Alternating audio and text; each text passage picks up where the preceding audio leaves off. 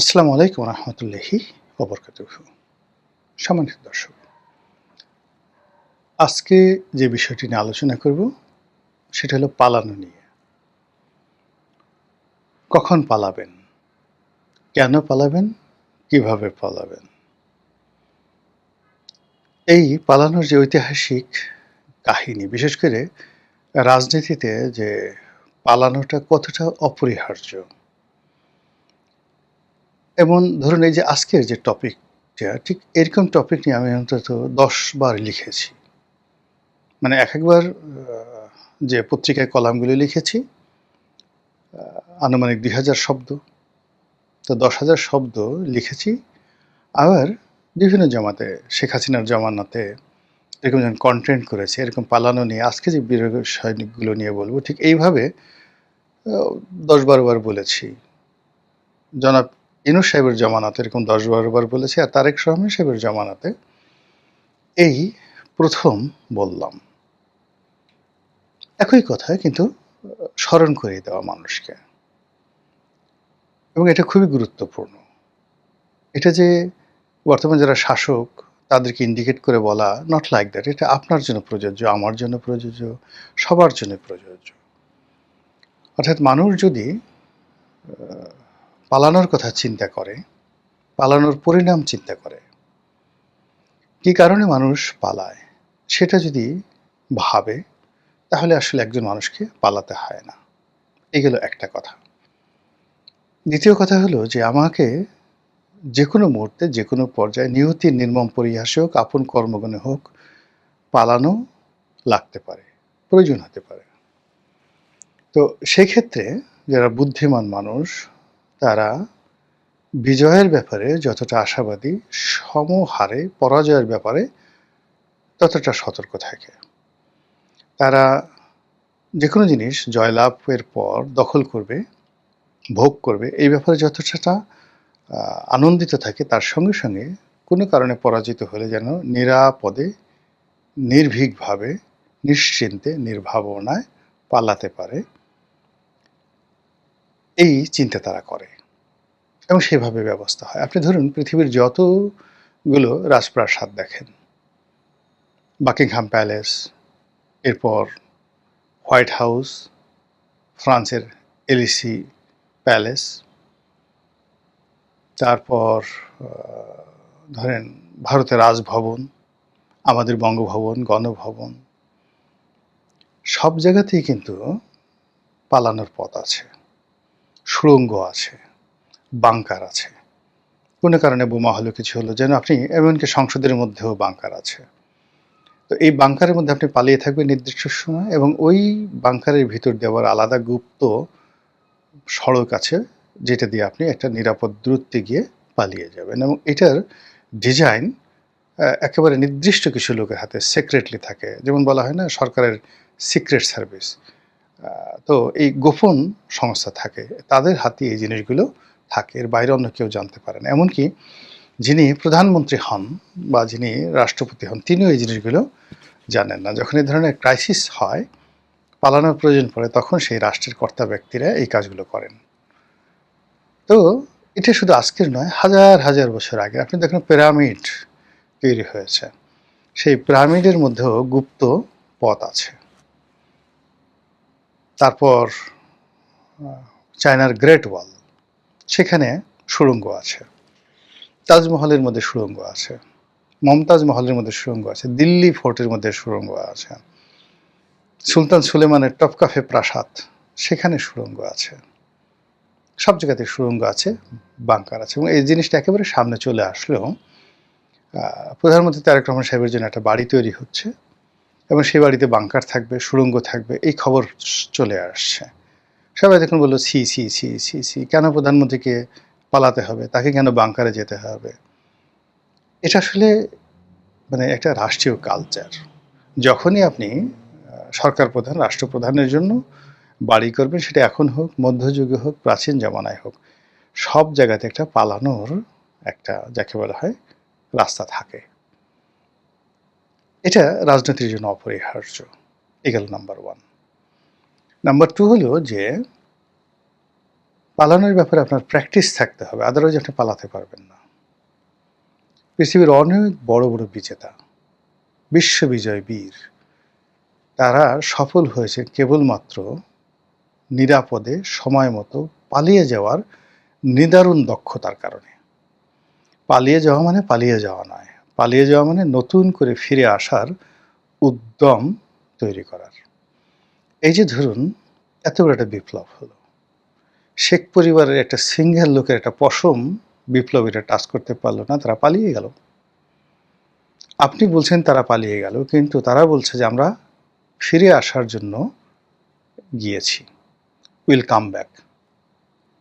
এবং এটাই এখন বাংলাদেশের রাজনীতিতে সবচেয়ে ভয়ের কারণ। শেখ হাসিনাকে আপনি বলছেন আত্মতৃপ্তির জন্য সে হেলিকপ্টার করে পালিয়ে গেছে, সে বলছে যে না, আমি পশ্চাৎপসরণ করেছি, কৌশলগত কারণে আমি একটু পিছনে চলে গেছি সামনে খুব দ্রুত আসার জন্য।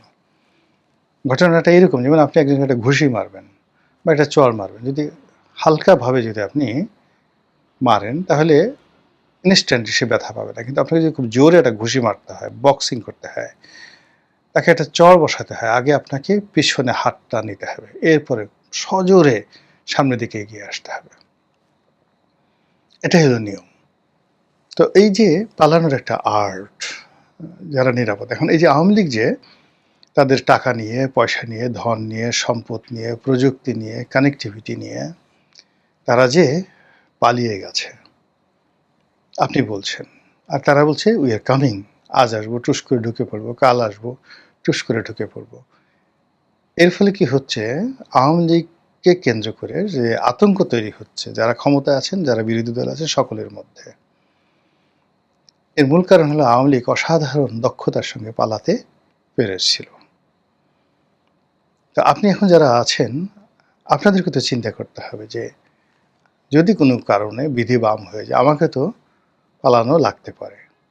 এই চিন্তা করাটা খারাপ কিছু নয়, যে কোনো কারণে হতে পারে, যে কোনো কারণে হতে পারে, কিন্তু আপনার একটা ওয়ে থাকতে হবে যে আমি কোনো অবস্থাতেই নিঃশেষ হব না, ধ্বংস হব না, আমাকে আবার ফিরে আসতে হবে রাজনীতিতে, ফিরে আসতে হবে দেশের কল্যাণে, এবং এই জন্য পরিস্থিতি সামাল দিতে আমাকে ব্যাকফুটেজে যেতে হবে।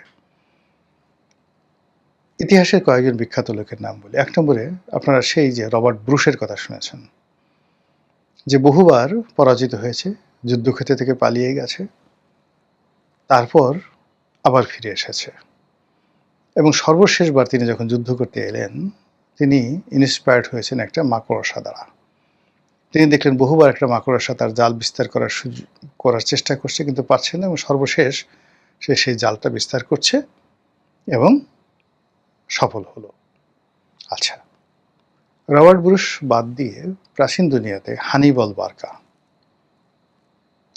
বার্কা পৃথিবীর সর্বকালের সেরা বীরদের মধ্যে প্রধানতম।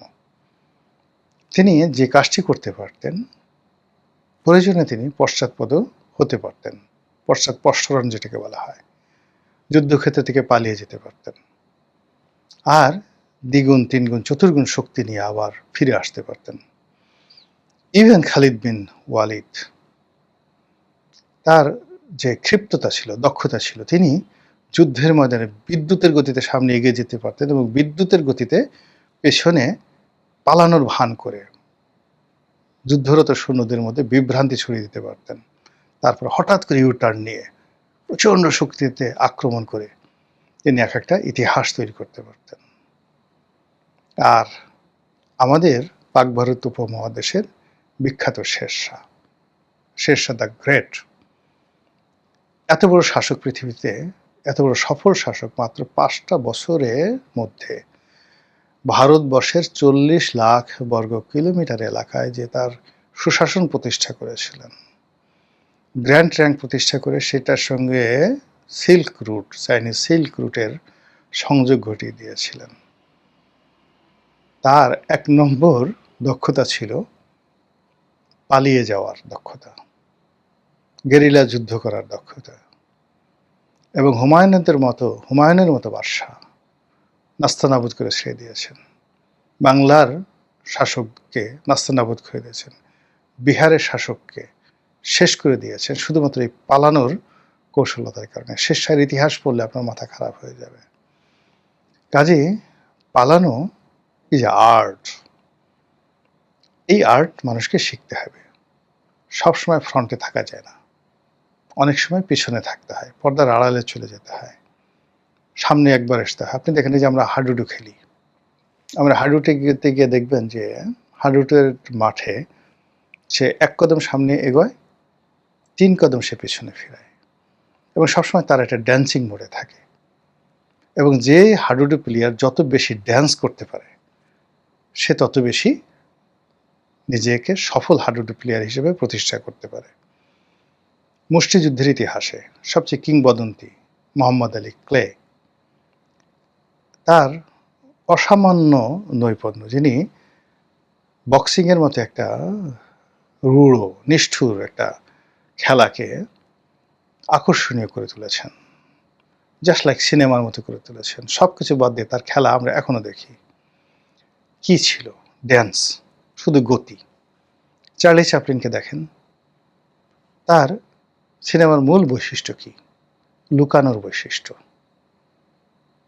প্রচণ্ডভাবে তিনি লুকাতে পারেন, মানুষকে ফাঁকি দিতে পারেন, এবং মানুষকে ঠকাতে পারেন, ধোঁকা দিতে পারেন।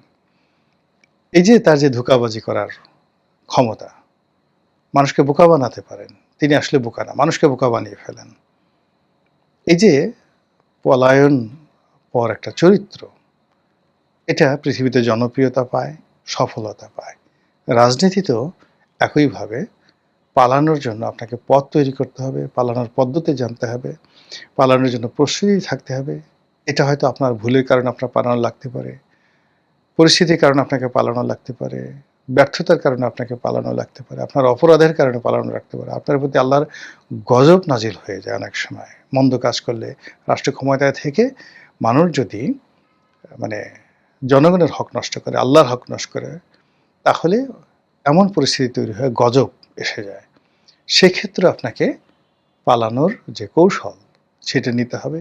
এরপর দূর দেশে গিয়ে আপনি অনুতপ্ত হবেন, তওবা করবেন, আর ভুল করবেন না, আল্লাহর কাছে কান্নাকাটি করবেন। আল্লাহ আবার আপনাকে সপদে ফিরিয়ে আনবে, বা ভালো পদে ফিরিয়ে আনবে। কিন্তু আপনার একটা সময় দরকার।